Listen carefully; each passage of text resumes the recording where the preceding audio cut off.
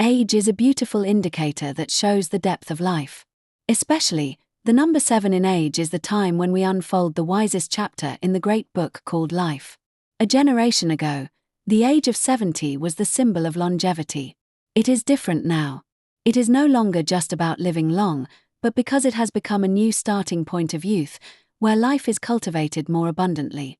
At this very moment, how are you living your life? Especially those between the ages of 70 and 75, may I respectfully ask you, if you possess even one of the 9 treasures I am about to share, you truly deserve respect. And you may feel deep gratitude to yourself. Why, you may ask? Because these treasures are not easily obtained. They are special medals bestowed by the journey called life. So what are the 9 treasures worthy of respect? Let us look at them one by one. May this time give us all deep insight and warm inspiration. The first condition worthy of respect is a joyful life with one's own hobby. Do you ever feel time drags on, that each day feels dull, that a day ends after only watching TV and feels wasted? If so, now is the time to find a new joy in life. Think about it. The workplace is retired, the children are all independent, but the true time for yourself has just begun. Every day can be a golden age filled with new challenges and excitement. Some spend every Tuesday sweating at the local ping pong club. Others converse with the flowers they carefully grow on the veranda. Some draw picture books to read to their grandchildren. Others write down the memories of their travels. You may think, but I don't have a special hobby. Do not worry. It does not need to be anything grand. Even 30 minutes a day is enough, as long as it is something you enjoy, something you lose track of time doing.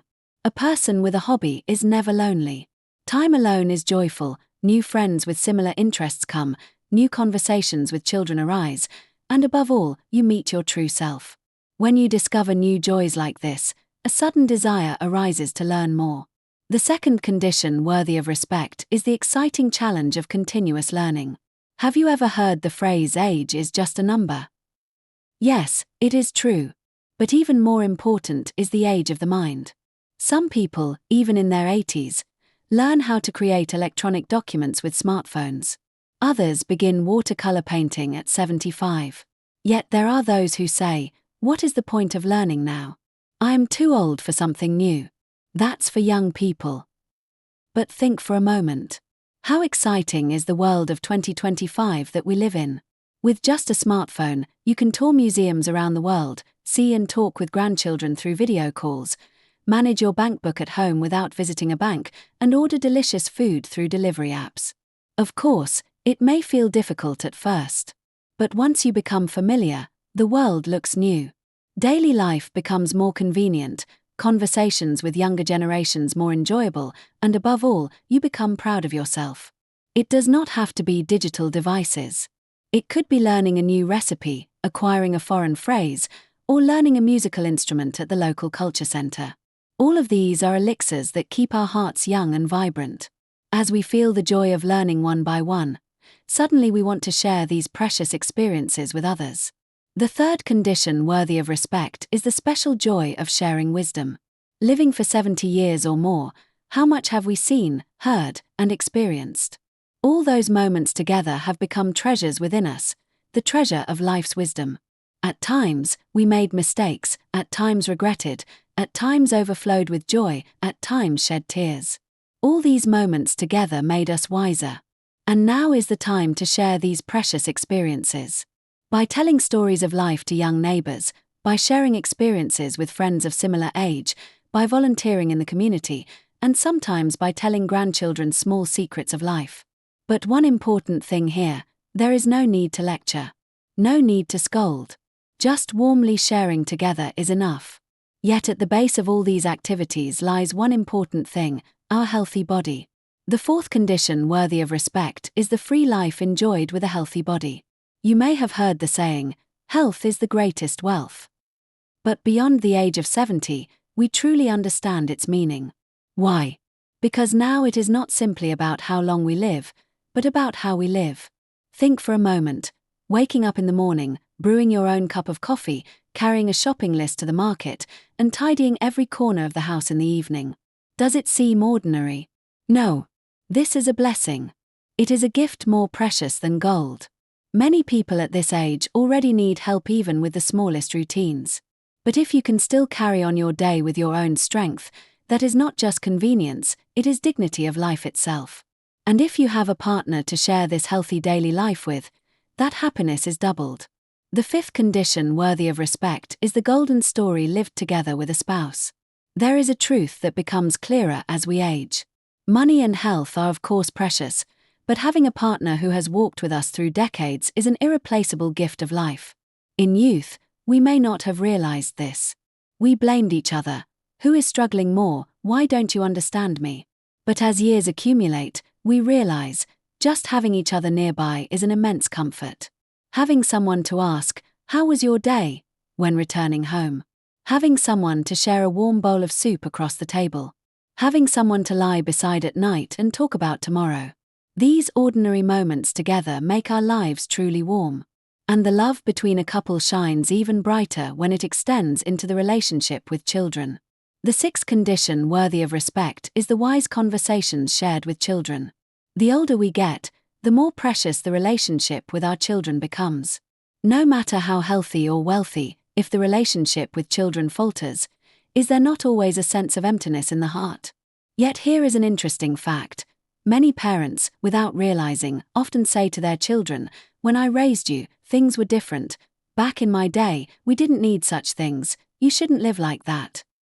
Such words, though born of pure love and concern, can sound to children like nagging, interference, or stubborn old-fashioned insistence. But do not worry. There is a magical way to overcome the generation gap. Instead of teaching, say, "I see, so that's how it was." Instead of advising, say, "That must have been tough."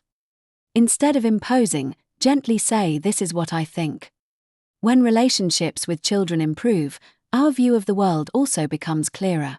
The seventh condition worthy of respect is the wise eyes that see with a clear mind. What is the greatest fear with aging? We worry about the body's pain, yes, but even greater is the fear of a fading mind. Especially in this rapidly changing world. Think about it, endless new financial products pouring out daily, countless advertisements promoting miracle health foods, urgent investment pitches claiming special opportunities that will soon vanish. Making wise judgments among these is not easy. But just because we are older does not mean we must face the world defenseless.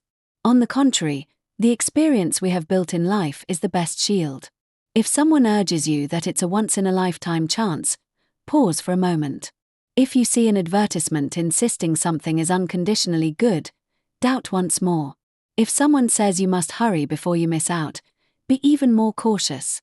This clear mind especially shines in practical life, in financial matters. The eighth condition worthy of respect is the dignified pride that economic independence brings. They say money is not everything. That is true. But what about the comfort of having no financial worries? Especially in old age, economic independence is not only about money, it is directly tied to dignity of life. Some may think, "I raised my children all my life. Isn't it natural to rely on them for allowances in old age?" But let us think from another angle. What kind of world are our children living in now? Skyrocketing housing prices, burdensome loans, rising education costs, unstable jobs, worries about the future. In such a situation, giving parents a monthly allowance, at first an expression of love, can gradually become a burden. But parents with solid pensions or adequate savings, living with financial independence, allow their children to lay down their burdens and visit with pure hearts. Of course, there is no need to be rich. But we do need the economic ability to sustain our own lives. Appropriate spending on health, small pleasures for hobbies, and sometimes giving pocket money to grandchildren, these are what make our later years more dignified and abundant. Yet, above all, there is one most important condition to see all this. The ninth condition worthy of respect is a peaceful heart that does not compare. As we age, our hearts should grow more relaxed and serene, but sometimes the opposite happens. Do these thoughts ever trouble your mind? That house has grandchildren visiting every week. Why is mine so quiet? The neighbor grandmother has a generous pension. Why is mine so tight? That peer still walks daily. Why do I have so many aches? But dear friends, Comparison is the fastest